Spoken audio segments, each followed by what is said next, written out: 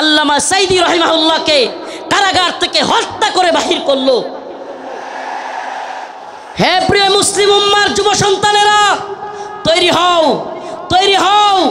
আর কোনো তন্ত্রমন্ত্রের জন্য ডাক নয়, ডাক আসবে দাওয়া ইরদাদ শাহাদাতের ডাক আসবে। শহীদ হইতে রাজি আছো তো ইনশাআল্লাহ? জীবন দিতে প্রস্তুত আছো তো ইনশাআল্লাহ? আরে আমরা দুনিয়ায় এসেছি দ্বীনের জন্য, শহীদ হওয়ার জন্য। এই দুনিয়ায় আর কোনো সফলতা নাই, আল্লাহর জন্য শাহাদাতের মধ্যেই সফলতা। ইম্মা শরিয়া ওয়া ইম্মা শাহাদা, হয়তো শরীয়ত। হে প্রিয় জাতি, হে প্রিয় মুসলিম উম্মাহ, তোমাদের এই জাগরণ প্রমাণ করে দিয়েছে 2024-এর 5ই আগস্ট প্রমাণ করে দিয়েছে যৌবন যার যুদ্ধে যাবার সময় তার। যুবকরা দেখিয়ে দিয়েছে হাসিনার লাফালাফি আর কাদেরের পালাবো না। কোথায় কাকা? পালাবো না কোথায়? এত দাম্ভিকতা, এত অহংকার ভালো না।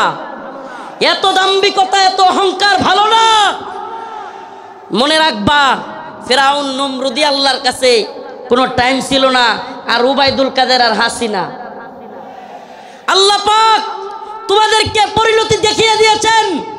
মুসলিম উম্মার যুব সমাজদেরকে বলি, ও প্রিয় উম্মার যুবকেরা, তৈরি হও নির্যাতিত নিপীড়িত মুসলিম উম্মার পাশে দাঁড়াবার জন্য।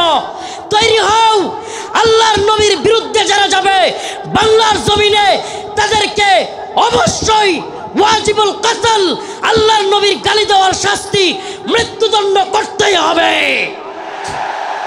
রাজি আছো তো ইনশাআল্লাহ? আল্লামা সাইদি রাহিমাহুল্লাহ বলেছিলেন, এই কথাটা আমার এখনো কানে বাসে। সরকারকে বলবো, বেশি তিরিং বিরিং করিও না। বাংলার জনগণ বেশি তিরিং বিরিং করলে এমন এক ফ্লাইং কিক মারবে, মামার বাড়ি দিল্লি গিয়া পড়বা। অনেকে হয়তো আমার মতো আপনারাও চিন্তা করেন, হাজার হাজার মানুষকে গুলি করে মারলো, ছাত্রদেরকে গুলি করলো, স্কুলের মাদ্রাসার ছাত্রদেরকে গুলি করলো, হেলিকপ্টার থেকে গুলি করলো, এদেশের সর্বজন শ্রদ্ধেয় আলেমদেরকে কারাগারে নিয়ে বন্দি করলো, রিমান্ডের নামে নির্যাতন করলো, জুলুম করলো। গতকালকে যে আলেম এখানে আলোচনা করে গিয়েছেন, শাইখুল হাদিসের সন্তান আল্লামা মামুনুল হক দামাত বারকাতুহুমকে দাড়ি ধরে টানাটানি করলো। এদেশের সর্বজন শ্রদ্ধেয় বুজুর্গ আলেম, সকলের শ্রদ্ধেয় মানুষ আল্লামা সাইদি রাহিমাহুল্লাহকে কারাগার থেকে হত্যা করে বাহির করলো। এত কিছুর পরেও এই নেত্রী আর এই দলের পক্ষে মানুষ থাকে কেমনে? প্রশ্ন আসে না? প্রশ্ন আসে কি আসে না? যে হাজার হাজার ছাত্রদেরকে গুলি করে মারলো, ছোট ছোট বাচ্চাদেরকে হেলিকপ্টার থেকে গুলি করলো, আলেমদেরকে জেলে নিল, রিমান্ডে নিল, ফাঁসি দিল, আলেমদেরকে, দেশের সর্বজন শ্রদ্ধেয় আলেমদেরকে কারাগার থেকে হত্যা করে বাহির করলো। আমাকে ব্যক্তিগতভাবে আমাকে জুব্বা টেনে হিচড়ে ডিবি হারুনের নেতৃত্বে, এটা সবাই জানেন, জুব্বা খোলা হলো, আমার পরনের লঙ্গি খোলা হলো, এগুলো খুলে মহিলা দিয়া জড়ায়া দইরা ছবি ভিডিও তোলা হলো। অসংখ্য আলেমের নির্যাতনের, নিপীড়নের গল্প শুনলে গা শিউরে উঠবে। যৌনাঙ্গে পর্যন্ত চাপ দিল আলেমদের। এত কিছুর পরেও এই নেত্রী যে তার কর্মীদেরকে রাইখা পালায়, তার পক্ষে কিভাবে লোকেরা থাকে? প্রশ্ন আসে না? আসলে আল্লাহ বলেন, খতামাল্লাহু আলা কুলুবিহিম ওয়া আলা সামইহিম ওয়া আলা আবসারিহিম গিশাওয়া। আল্লাহ পাক এদের অন্তরের মধ্যে সিলমোহর মেরে দিছে। আল্লাহ পাক এদের কানের মধ্যেও সিলমোহর মেরে দিছে। আল্লাহ পাক এদের চোখের উপরে পর্দা ফেলে দিয়েছে। এরা সেই হাসিনা সরকারের আমলের এত নির্যাতন নিপীড়ন দেখেও দেখবে না। যেমন নির্লজ্জ বেহায়া তার নেত্রী, এমন নির্লজ্জ বেহায়া কর্মী।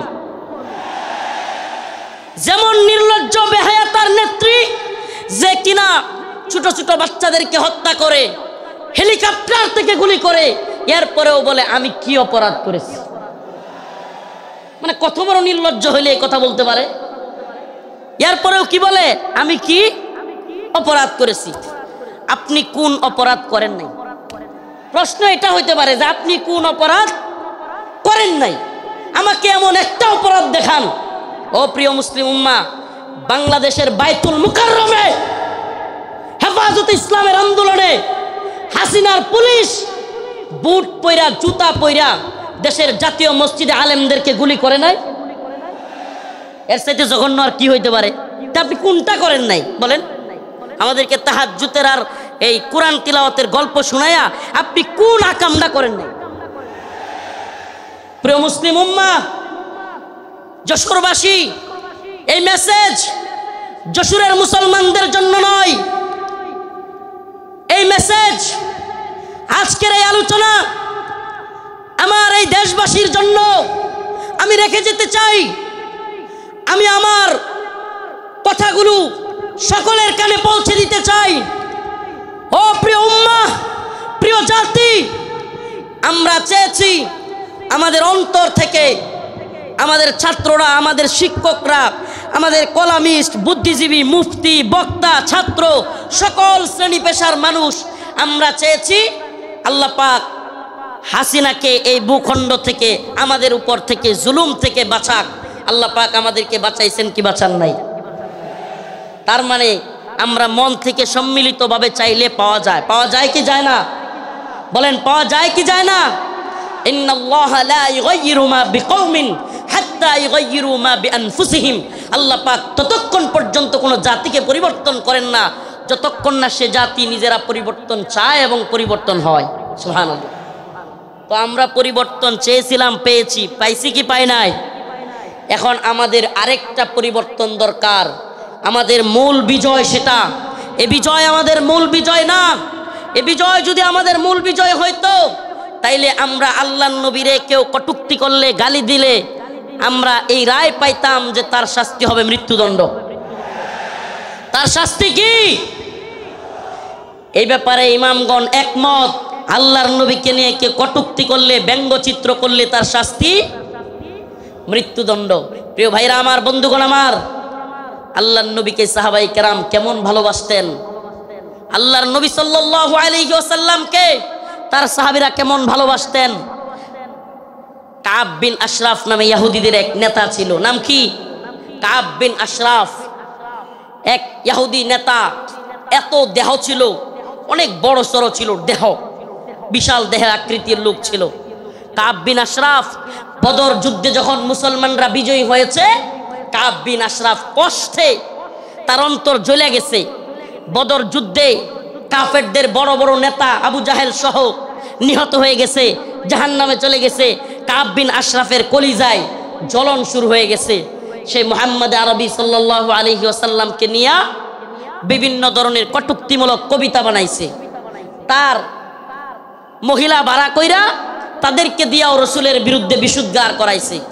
আল্লাহর নবী সাল্লাল্লাহু আলাইহি ওয়াসাল্লাম ডাকলেন কাব বিন আশরাফ, তাকে হত্যা করতে পারবে এমন কে আছো? সুবহানাল্লাহ বলেন।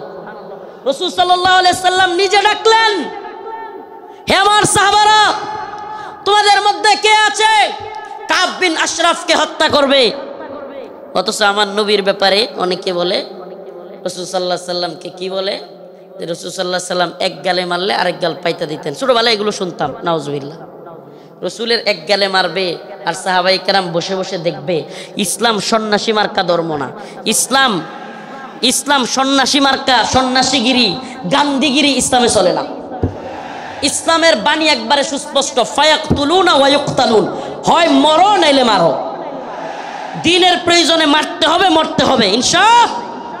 দিনের প্রয়োজনে মারতে হবে, মরতে হবে। মায়ের খাওয়াও সুন্নত, দেওয়াও সুন্নত। আমরা যদি খালি মায়ের খাইতাম, হাসিনার পতন হইতো। মাঝে মাঝে পিটানো দেওয়া লাগছে, কথা কয় না? যারা জালিমের পক্ষ নিবে, একটা কথা মনে রাখবেন, মুসলমান ইমানদার, সম্ভবত হযরত আলী রাদিয়াল্লাহু আনহুর কথা এটা, জালেমদের প্রতি সহানুভূতি দেখানো মাজলুমদের সাথে গাদ্দারি। আবারও বলছি, জালেমদের প্রতি উদারতা দেখানো মাজলুমদের সাথে গাদ্দারি। মাজলুমদের সাথে গাদ্দারি করা যাবে যাবে। কাব বিন আশরাফ আল্লাহর নবীর নিয়ে কটূক্তি করে। রাসূল সাল্লাল্লাহু আলাইহি সাল্লাম বললেন, তোমাদের মধ্যে কে আছে যে কাব বিন আশরাফকে হত্যা করবে? আল্লাহর নবীর এক সাহাবী মুহাম্মদ বিন মাসলামা দাঁড়ায় গেলেন, ইয়া রাসূলুল্লাহ আতুহিব্বু আন তাকতুলাহু, ইয়া রাসূলুল্লাহ আপনি কি চান আমি তাকে হত্যা করি? রাসূল বললেন, অবশ্যই হ্যাঁ। মুহাম্মদ বিন মাসলামা বললেন, ইয়া রাসূলুল্লাহ আমাকে অনুমতি দেন, আমি একটু তার সাথে গল্প করব, বানায় সিনায় গল্প করব আর কি, তার একটু খুশি করব। ইয়া রাসূলুল্লাহ আমার অনুমতি দেন। আল্লাহর নবী বললেন, অনুমতি দিলাম। রাসূলুল্লাহ সাল্লাল্লাহু আলাইহি ওয়াসাল্লামের অনুমতি পেয়ে মুহাম্মদ বিন মাসলামা রাদিয়াল্লাহু আনহু কাব বিন আশরাফের কাছে গেলেন। কাব বিন আশরাফের কাছে গিয়ে আল্লাহর নবীকে নিয়ে যেহেতু বলে আসছেন একটু গল্প করবেন বানায়া সিনায়া, যুদ্ধ মানেই ধোঁকা। আপনি সব কিছু যুদ্ধের ময়দানে শত্রুর বিরুদ্ধে সব কথা বলে দিয়ে আপনি পারবেন না। যুদ্ধ মানেই ধোঁকা, মাঝে মাঝে ধোঁকা দিতে হয়। তো কাব বিন আশরাফ রে গিয়া বললেন, আমরা তো মুহাম্মদ রে নিয়া খালি যাকাত চায়, খালি যাকাত দিতে হয়, সদকা দিতে হয়, বিপদে আছি মুহাম্মদ রে নিয়া। নাউজুবিল্লাহ সাল্লাল্লাহু আলাইহি ওয়াসাল্লাম। রাসূল সাল্লাল্লাহু আলাইহি ওয়াসাল্লামের ব্যাপারে কাব বিন আশরাফকে খুশি করার জন্য কাব খুব খুশি হয়ে গেল। আগেই কিন্তু অনুমতি নিয়ে আইছেন, আগেই অনুমতি নিয়েই আসছেন। আল্লাহর নবীর ব্যাপারে বললেন কাব বিন আশরাফকে, আমরা তো মুহাম্মদ রে নিয়ে বিপদে আছি সাল্লাল্লাহু আলাইহি ওয়াসাল্লাম, কি সদাকা যাকাত দিতে দিতে আমরা শেষ হয়ে যাচ্ছি। কাব কয়, কে আগেই কইছিলাম না? খুব খুশি হয়েছে, আগেই তো কইছিলাম। এবার মুহাম্মদ বিন মাসলামা বললেন, তোমার কাছে কিছু কর্জা চাই। কি চাই? কর্জা চাই, আমাদেরকে কিছু খাদ্য দাও। কাব বিন আশরাফ বলল, দিতে পারি কিন্তু কিছু বন্ধক রাখতে হবে। আল্লাহর নবীর সাহাবী মুহাম্মদ বিন মাসলামা রাদিয়াল্লাহু আনহু আল্লাহর নবীকে বলে এসেছেন, ও পয়গম্বর, ও আমার প্রিয় হাবিব, আমি অবশ্যই অবশ্যই কাব বিন আশরাফকে কতল করব, তবে আমাকে অনুমতি দেন আমি যেন কাব বিন আশরাফের সাথে খুশ গল্প করতে পারি। আল্লাহর নবী বললেন, অনুমতি দেয়া হলো। কাব বিন আশরাফকে মুহাম্মদ বিন মাসলামা রাদিয়াল্লাহু আনহু বললেন, মুহাম্মদ তিনি তো আমাদের কাছ থেকে বেশি বেশি সাদাকা আর যাকাত নিচ্ছেন, এমত অবস্থায় আমরা তো ফতুর হয়ে যাচ্ছি, কি করা? কাব খুব খুশি হয়ে গেল। কাব বলল, আগে তোমাদেরকে বলেছিলাম মুহাম্মদের পিছনে থাকবা না। এবার কাব বিন আশরাফের কাছে মুহাম্মদ বিন মাসলামা কিছু চাইলেন।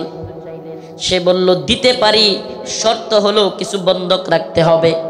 দিতে পারি, তবে শর্ত হলো কিছু বন্ধক রাখতে হবে। মুহাম্মদ বিন মাসলামা রাদিয়াল্লাহু আনহু বললেন, ঠিক আছে, কি বন্ধক চাও? কাব বিন আশরাফ বলল, তোমার বউরে বন্ধক দাও। নাউজুবিল্লাহ। এটার বডি ছিল অনেক লম্বা উঁচা, বিরাট সাইজের মানুষ। মুহাম্মদ বিন মাসলামা রাদিয়াল্লাহু আনহু বললেন, না, তোমার কাছে আমার বউ দেওয়া যাবে না। এবার মুহাম্মদ বিন মাসলামা রাদিয়াল্লাহু আনহু বললেন, দিতে পারি, আমার ডাল তলোয়ার এই তরবারিগুলো তোমার কাছে দিতে পারি। এগুলো বন্ধক রাখলেন। বন্ধক রাখার পর কাব বিন আশরাফকে মুহাম্মদ বিন মাসলামা রাদিয়াল্লাহু আনহু বললেন, আমি আমার আরো দুইজন সহযোগীকে নিয়ে আসি, তুমি যেই খাদ্য দিবে, তুমি যেই খাবার দিবে, ওই খাবার জিনিসগুলো নেওয়ার জন্য লোক লাগবে। আসলে কি, কাব বিন আশরাফের যেই সাইজ, ওরে যদি ধরতে হয়, সাইজ করতে হয়, একা একা পারবেন না, এই জন্য আরো দুইজনকে আনতে গেছেন। সুবহানাল্লাহ। এবার উনি দুইজনকে নিয়ে আসলেন। আসার পরে কাব বিন আশরাফকে বললেন, কাব, তোমার মাথার মধ্যে কি সুগন্ধি ব্যবহার করো? এত সুন্দর গ্রাম তোমার মাথা থেকে আসতেছে। এটা আরেকটা পাম, এটা আরেকটা কি পাম। আগে দিছে কি, আরে মুহাম্মদের যাকাত দিতে দিতে আমরা শেষ। এতে করে সে খুশি হয়েছে, আগেই কইছিলাম না মুহাম্মদের পিছনে থাইকো না। নাউজুবিল্লাহ। তো এইবার কি পাম দিল, যে তোমার কল্লার মধ্যে, তোমার মাথার মধ্যে এমন কি সুগন্ধি দাও, এত সুগন্ধি আসতেছে, সুঘ্রাণ আসতেছে। কাব বিন আশরাফ খুশিতে গদগদ হয়ে গেছে, খুব খুশি হয়েছে, পাম দিচ্ছে। তো মুহাম্মদ বিন মাসলামা রাদিয়াল্লাহু আনহু বললেন, কাব, তোমার মাথার থেকে একটু সুঘ্রাণ নেওয়ার জন্য তোমার মাথাটা একটু আমাকে আগায় দিতে পারবা? মানে মাথা থেকে কি নিব? সুগন্ধি নিব। কাব বিন আশরাফ খুশি হয়ে গেল। খুশি হয়ে কাব বিন আশরাফ তার কল্লাটা আগায় দিল। ও যশোরবাসী, খুব মনোযোগ দিয়ে শুনবেন। আল্লাহর নবীর সাহাবা মুহাম্মদ বিন মাসলামা যখন কাব বিন আশরাফ কল্লাটা আগায় দিল, সাথে সাথে আল্লাহর নবীর সাহাবী মুহাম্মদ বিন মাসলামা কাব বিন আশরাফের কল্লা এইভাবে পেছায় ধরলেন। সুবহানাল্লাহ। কাব বিন আশরাফের কল্লা পেছায় ধইরা সঙ্গী সাথী থাকা অন্য সহপাঠীদেরকে বললেন, কাব বিন আশরাফের কল্লার মধ্যে কূপ দাও। সুবহানাল্লাহ। মুহাম্মদ বিন মাসলামা গলা চাইপা ধরলেন, আর কাব বিন আশরাফকে ওনার সাথীদেরকে বললেন, কূপ দাও। আল্লাহু আকবার বলে কাব বিন আশরাফের কল্লা ফেলে দিলেন। ও মুহাম্মদ আরবির উম্মতেরা, সেই জগৎ বিখ্যাত উক্তি শেখ খালিদ আর রশিদ ফাকাল্লাহু আসরার কণ্ঠে কণ্ঠ মিলিয়ে বলতে চাই, ইয়া উম্মতে মুহাম্মদ, ইয়া উম্মতে মুহাম্মদ, আমার নবীকে নিয়ে কটূক্তি করা হবে, আমার নবীকে নিয়ে ব্যঙ্গচিত্র বানানো হবে। আল্লাহর নবীর সাহাবায়ে কেরাম সহ্য করতে পারতেন না।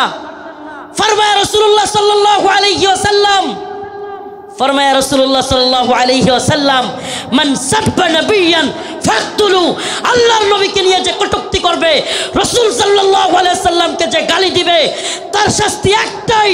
সমস্ত ইমাম একমত, আল্লাহর নবীকে নিয়ে কটূক্তিকারীর শাস্তি ওয়াজিবুল কতল, তাকে হত্যা করা হবে, তার কল্লা থেকে গলাকে আলাদা করে দিতে হবে।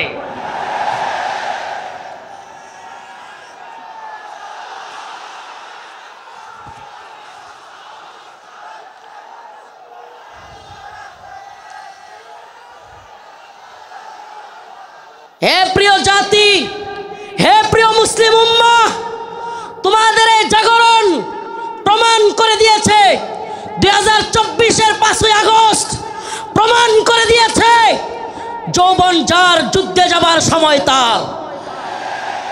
যুবকরা দেখিয়ে দিয়েছে হাসিনার লাফালাফি আর কাদেরের পালাবো না। কোথায় কাকা? পালাবো না কোথায়? এত দাম্ভিকতা, এত অহংকার ভালো না। এত দাম্ভিকতা, এত অহংকার ভালো না। মনে রাখবা, ফেরাউন নমরুদি আল্লাহর কাছে কোনো টাইম ছিল না, আর উবাইদুল কাদের আর হাসিনা। আল্লাহ পাক তোমাদেরকে পরিণতি দেখিয়ে দিয়েছেন। মুসলিম উম্মার যুব সমাজদেরকে বলি, ও প্রিয় উম্মার যুবকেরা, তৈরি হও নির্যাতিত নিপীড়িত মুসলিম উম্মার পাশে দাঁড়াবার জন্য। তৈরি হও, আল্লাহর নবীর বিরুদ্ধে যারা যাবে বাংলার জমিনে, তাদেরকে অবশ্যই ওয়াজিবুল কতল, আল্লাহর নবীর গালি দেওয়ার শাস্তি, মৃত্যুদণ্ড করতেই হবে। রাজি আছো তো ইনশাআল্লাহ?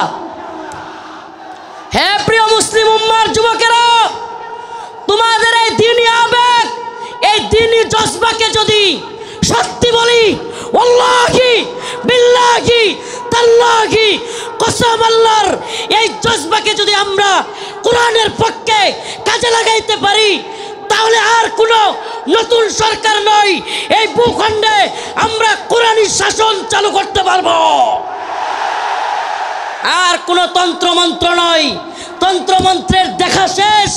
আমরা তো এই স্লোগান দিকে দিকে আজ জানিয়ে দিতে চাই, তন্ত্রমন্ত্রের দিন শেষ, কোরআন সুন্নাহর বাংলাদেশ। বলেন না, তন্ত্রমন্ত্রের দিন শেষ, কোরআন সুন্নাহর বাংলাদেশ। সাবিলুনা সাবিলুনা, তারিকুনা তারিকুনা। স্লোগান আজকে একটু ব্যতিক্রম হবে। আমি বলবো, আল্লাহর জমিনে আল্লাহর আইন বাস্তবায়ন ফরজে আইন। বলতে পারবেন? আল্লাহর জমিনে আল্লাহর আইন বাস্তবায়ন ফরজে আইন। হয়তো শরীয়ত, ইম্মা শরিয়া, ইম্মা শরিয়া, হয়তো শরিয়া, হয়তো আমরা শাহাদাত বরণ করব, না হলে ভূখণ্ডে শরীয়ত প্রতিষ্ঠা করব। কালেমার পতাকা দেখলে যেগুলোর জ্বলে এগুলোরে সাবধান করে দিতে চায়। এ ভূখণ্ডে লা ইলাহা ইল্লাল্লাহর পতাকা উড়বেই, আজ হোক কাল একদিন উড়বেই। ইসাবাতান মিন উম্মতি আহরাজাহুম আল্লাহু মিনান নার, ইসাবাতুন তাগজুল হিন্দা ওয়া ইসাবাতু মা ঈসা ইবনে মারইয়াম। রাসূলের ঘোষণা, এই ভূখণ্ডে হিন্দুত্ববাদী ব্রাহ্মণ্যবাদী তাগুতি শক্তির বিরুদ্ধে, দিল্লির বিরুদ্ধে, হিন্দুত্ববাদীদের বিরুদ্ধে আল্লাহর নবী বলেছেন মুসলমানদের একটা গজওয়া হবে, গজওয়াতুল হিন্দ হবে। সেই যুদ্ধে মুসলমানরা বিজয়ী হবে। শুধু বিজয়ী হবে না, দিল্লির সেই মসনদে, দিল্লির সেই লাল কেল্লায় কালেমার পতাকা পথ পথ করে উঠবে ইনশাআল্লাহ, ইনশাআল্লাহ।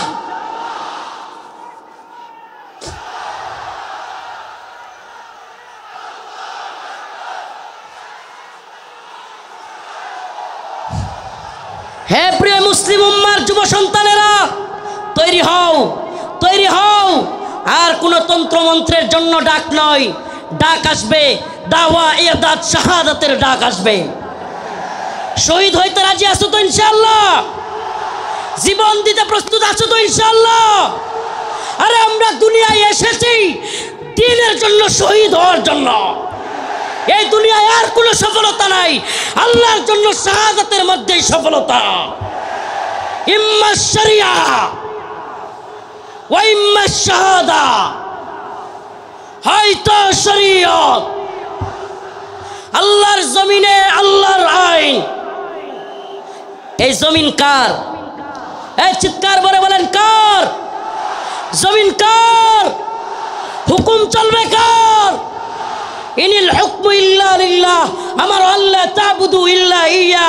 হুকুম হবে আল্লাহর, ইবাদত হবে আল্লাহর। ইবাদত হবে কার? একমাত্র আল্লাহর। এই কোন তাগুতের গোলামি আমরা করব না। আমরা কার গোলাম? আমরা ভারতের গোলাম নই, আমরা আমেরিকার গোলাম নই, আমরা ইসরায়েলের গোলাম নই। আমরা কার গোলাম? গোলামি হবে কার? পৃথিবীবাসী জেনে রাখো, আমরা আল্লাহর গোলামি করি। এই মাথা নোয়াবো তো আল্লাহর কাছে। এই মাথা নোয়াবো তো কার কাছে? পৃথিবীর কারো কাছে আমাদের মাথা নত হবে। এবার আমার ডকুমেন্টারি তো দেখলেন, শাইখুল হাদিস ইবনে শাইখুল হাদিসের ডকুমেন্টারি দেখলেন, অন্যান্য আলেমদের ডকুমেন্টারি তো দেখবেন। আমি কিছু মাজলুমদের ডকুমেন্টারি আপনাদের সামনে বলে যাই, কলিজা ফেটে যায়। ও মুসলিম উম্মার প্রিয় যুবক ভাইরা, আপনারা জেনে থাকবেন 2013 সালে শাপলা চত্বর এক ভয়াবহ রাতের সাক্ষী অনেকেই। আপনারা জেনে থাকবেন। প্রিয় বাবাজি, আজকের প্রোগ্রামের আয়োজক সহ সবার এই কথাগুলো মনোযোগ সহকারে শোনা দরকার। আমি আপনাদের সামনে এমন কিছু ব্যক্তিদের কারগুজারি শোনাবো যারা 2013 সালে রাসূলুল্লাহ সাল্লাল্লাহু আলাইহি ওয়াসাল্লামকে যারা কটূক্তি করেছিল, আল্লাহর নবীকে নিয়ে যারা ব্যঙ্গচিত্র বানিয়েছিল, আল্লাহ এবং তার রাসূলের বিরুদ্ধে যারা কথা বলেছিল, যেই কারণে হেফাজতে ইসলাম শাপলা চত্বরে যেতে বাধ্য হয়েছিল, সেই সমস্ত নরপিশাচ, সেই সমস্ত কুখ্যাত শাতেমে রাসূল রাজীব, ব্লগার রাজীব, শাতেমে রাসূল অভিজিৎ রায়, ওয়াশিকুর রহমান বাবু, ফয়সাল আরিফিন দীপন, আরো কতগুলোর নাম বলতে পারবো। এরা আল্লাহর নবী এবং আল্লাহকে নিয়ে কটূক্তি করেছিল, আম্মা জানদেরকে নিয়ে কটূক্তি করেছিল। মনে আছে আপনাদের? মনে আছে? 2013 সালে ব্লগার রাজীব, অভিজিৎ রায়, ফয়সাল আরিফিন দীপন, ওয়াশিকুর রহমান বাবু, ব্লগার নাজিমউদ্দিন সামাদ, আরো অনেকগুলো কুখ্যাত শাতেমে রাসূল আল্লাহর নবীকে নিয়ে কটূক্তি করেছিল। ও প্রিয় মুসলিম উম্মার যুবকেরা, আজকের এই ঐতিহাসিক প্রোগ্রামে আমি যদি সেই মাজলুম ভাইদের কথা না বলি, আমি তাদের সাথে কারাগারে ছিলাম। ওয়াল্লাহি এক একটা ভাইয়ের মিথ্যা মামলায় ফয়সাল আরিফিন দীপনকে, অভিজিৎ রায়কে কে বা কারা হত্যা করেছে, ভার্সিটির প্রিয় যুবকদেরকে, আমার প্রিয় যুবক ভাইদেরকে এরা কারাগারে বন্দি করে রেখেছে। হাসিনা সরকার বিগত 10-12 বছর যাবৎ পরিবারের সাথে তাদেরকে দেখা করতে দেয় না। আমি প্রায়ই কোর্টে গেলে তাদের সাথে দেখা হইতো। আমাদের সেই ভাই আরাফাত, সেই ভাই সাইমুম, সেই ভাই আব্দুস সবুর, বিভিন্ন ভাইদেরকে আমরা দেখে আসছি যারা কিনা এক একজন 2টা-3টা করে ফাঁসির রায় নিয়ে কারাগারে পড়ে আছে। কি এদের অপরাধ?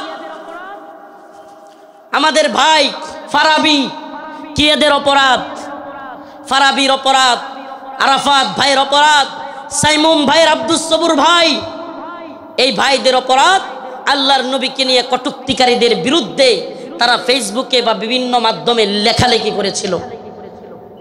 আল্লাহর নবীকে যারা কটূক্তি করেছে তাদের বিরুদ্ধে লেখালেখির কারণে, ও প্রিয় যশোরবাসী, ও প্রিয় আদ-দ্বীনের প্রোগ্রামে থাকা যুবকেরা, অন্তত তোমাদের সেই যুবকদের জন্য কিছু করা দরকার।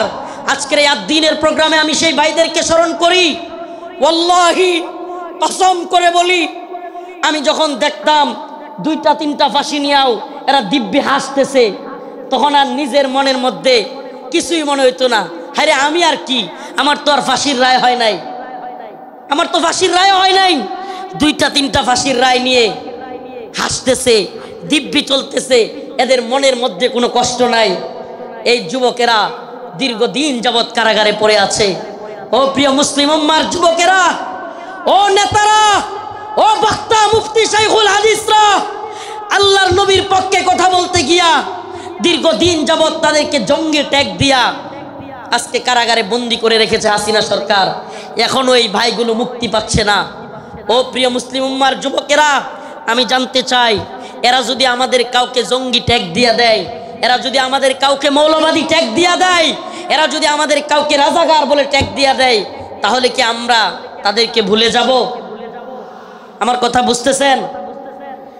জালেমদের একটা কূট কৌশল হলো আলেমদের নামে ট্যাগ দেওয়া, নেম কিলিং, এটাকে বলে নেম কিলিং, ট্যাগ দেওয়া। আল্লামা সাঈদী রাহিমাহুল্লাহকে কষ্ট নিয়ে বলতে হচ্ছে, যখন তিনি জীবিত আমাদের অনেক আলেম ওনাকে নিয়ে কথা বলার সাহস করে নাই, ওনার পক্ষে কথা বলে নাই। কেন বলে নাই? কারণ ওনাকে রাজাকারের মামলা দেওয়া হয়েছে।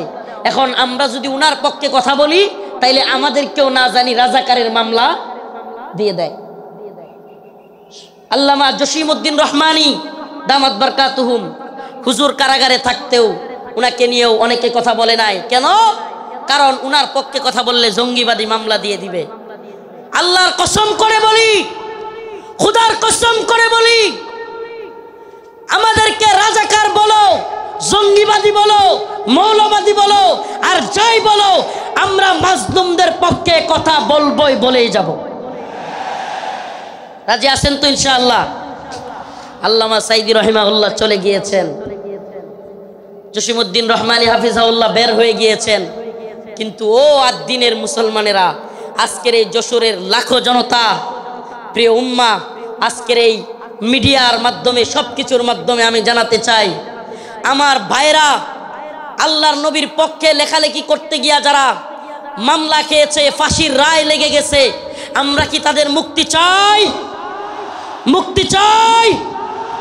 আমার ভাইদেরকে 2-3টা করে ফাঁসির রায় দিয়ে বন্দি করে রেখেছে হাসিনা। হাসিনার কাজই ছিল বিভিন্ন জঙ্গি নাটক সাজায়া আলেমদেরকে, তরুণ তরুণ যুবকদেরকে যারা দ্বীনকে ভালোবাসে, টাকনুর উপর কাপড় পরে, এদেরকে ইন্ডিয়ার কথায় রয়ের প্ল্যানে মুসলিম উম্মার যুবকদেরকে, দ্বীন যারা ভালোবাসে তাদেরকে গ্রেফতার করা, তাদেরকে জঙ্গি বলা, মৌলবাদী বলা, এটা একটা ট্রেন্ড ছিল, এটা তাদের একটা ট্যাগ মিশন ছিল, মিশন, তাদের একটা মিশন।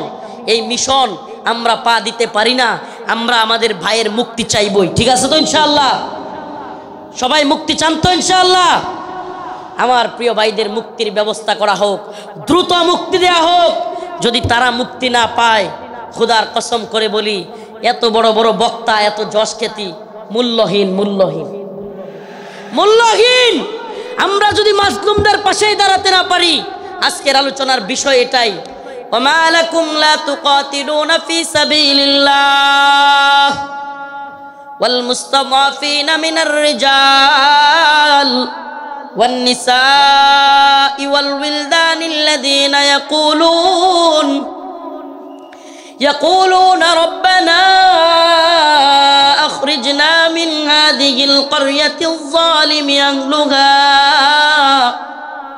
واجعل لنا من لدنك وليا واجعل لنا من لدنك نصيرا الله رب العالمين বলেন وما لكم لا تقاتلون في سبيل الله তোমাদের কি হয়ে গেল তোমরা আল্লাহর পথে কিতাল করতেছ না যুদ্ধ করতেছ না জিহাদ বললে অনেকে অপব্যাখ্যা করে নফসের জিহাদ এটা সেটা অনেক অপব্যাখ্যা করে কারণ কি কারণ আল্লাহ বলছেন কুতিবা আলাইকুমুল কিতাল ওয়া হুয়া কুরহুল লাকুম কারণ আল্লাহ পাক জানতেন জিহাদের ব্যাপারে অনেকের অ্যালার্জি থাকবে অনেকে অপছন্দ করবে আমাকে বলেন আল্লাহ পাক যখন কোরআনে কারীম নাজিল করেছেন আল্লাহর রাসূল কি জিহাদকে অপছন্দ করতেন হ্যাঁ সাহাবায়ে কেরাম অপছন্দ করতেন তাহলে এই আয়াত কাদের জন্য কুতিবা আলাইকুমুল কিতাল ওয়া হুয়া কুরহুল লাকুম এই আয়াত কাদের জন্য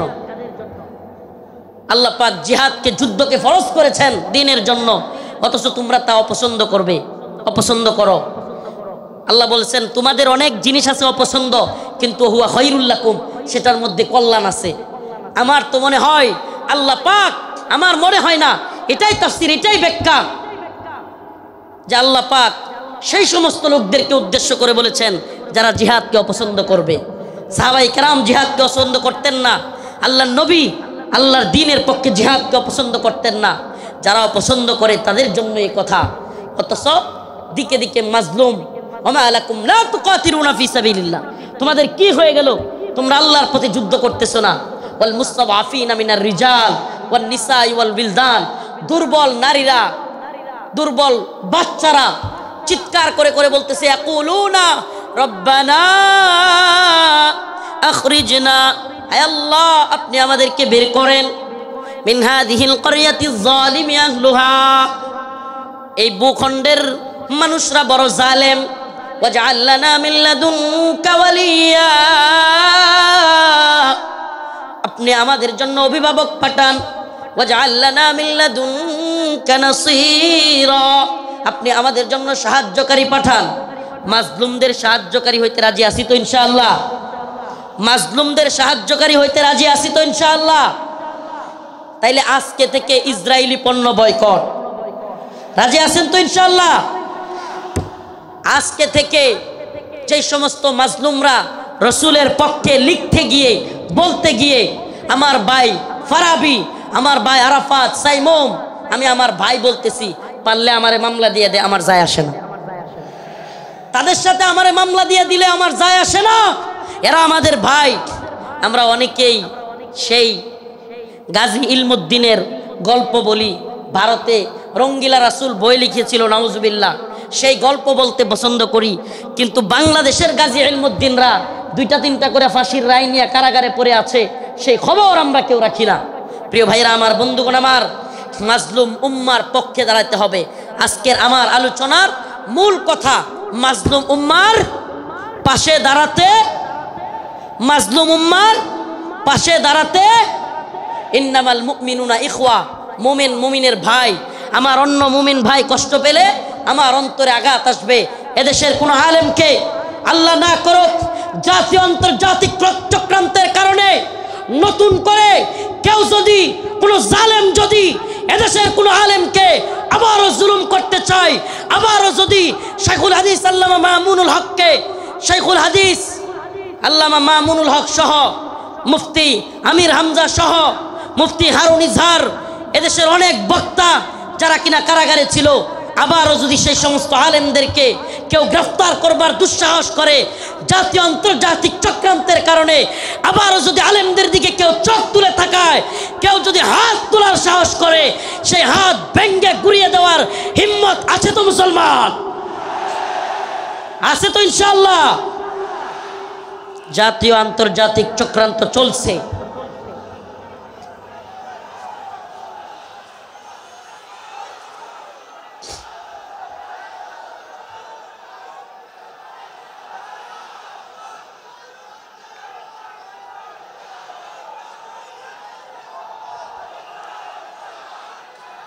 জাতীয় আন্তর্জাতিক চক্রান্ত চলছে আমাদের এই ভূখণ্ডকে নিয়ে। জাতীয় আন্তর্জাতিক চক্রান্ত চলছে। এই চক্রান্তের ডালপালা গভীরে আমরা জাতি হিসেবে সজাগ থাকব। একটা কথা মনে রাখবেন, আগামীকালকে আপনার ঘরে চুরি অথবা ডাকাতি হবে। আপনি যদি আগে ভাগে জানতে পারেন তাইলে আপনি ডাকাতকে কিভাবে আটকাইতে হবে এটা আপনি আরামসে বুঝে যাবেন। সজাগ থাকা খুব জরুরি। আগামীকালকে ডাকাত আপনার বাড়িতে হামলা করবে, যদি ডাকাতকে নিজে সামলাইতে না পারেন প্রয়োজনে আগামীকালকে আসবে জানলে প্রয়োজনে মাইকিং করবেন। ঠিক ঠিক না?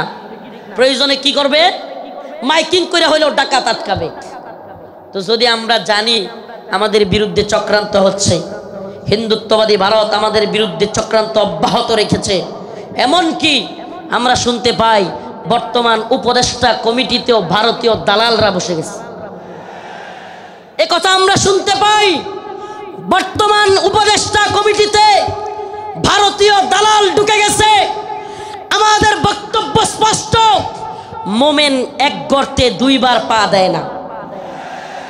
মোমেন এক গর্তে দুইবার পা। আমরা আর দুঃখা খেতে চাই না। আমরা আর কোনো জালেমদেরকে, ইন্ডিয়ার গোলামদেরকে বাংলার ক্ষমতার মসনদে দেখতে চাই না।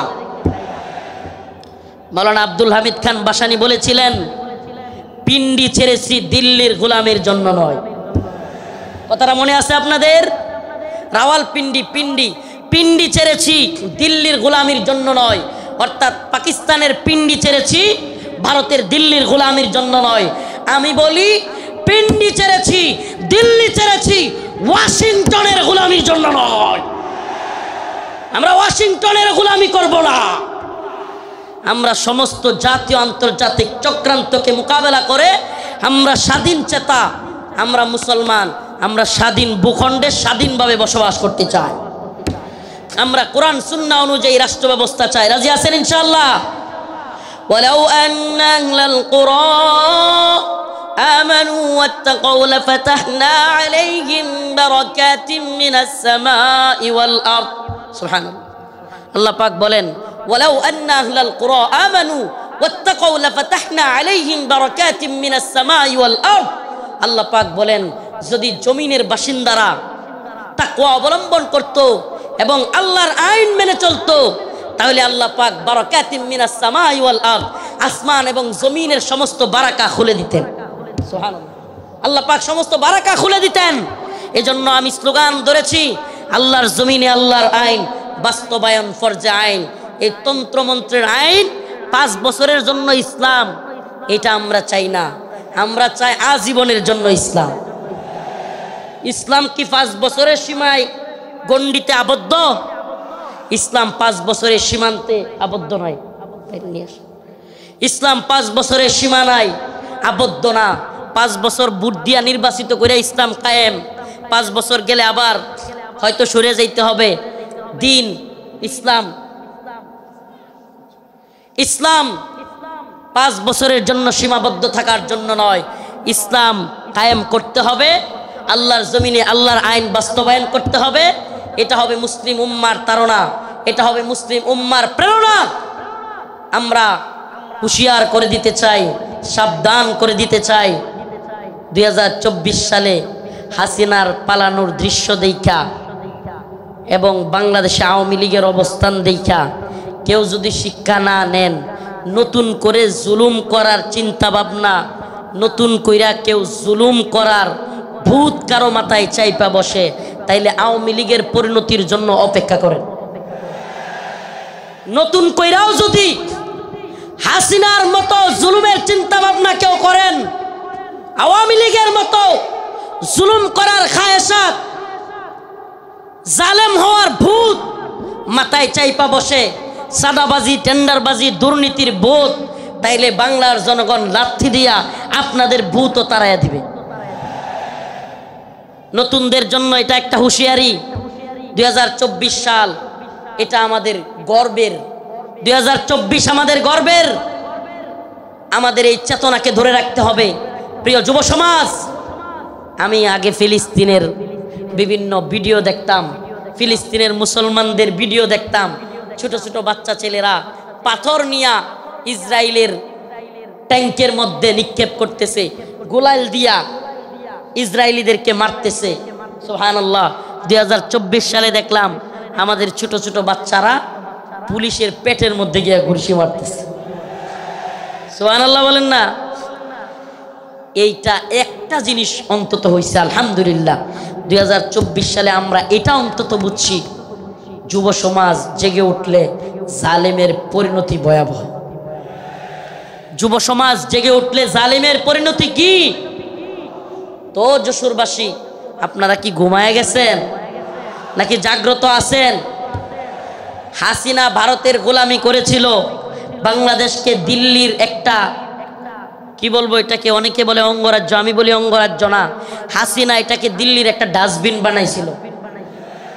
দিল্লির ডাস্টবিন মানে দিল্লি আমাদের আম খাবে, আমাদের ইলিশ খাবে, আমাদের সব কিছু নিবে, ট্রানজিট নিবে, আমাদের রেল লাইন নিবে, আমাদের সব কিছু নিবে, আর আমাদেরকে লাশ উপহার দিবে, আমাদেরকে বন্যার পানি দিয়া বাসায়া একের পর এক লাশ উপহার দিবে।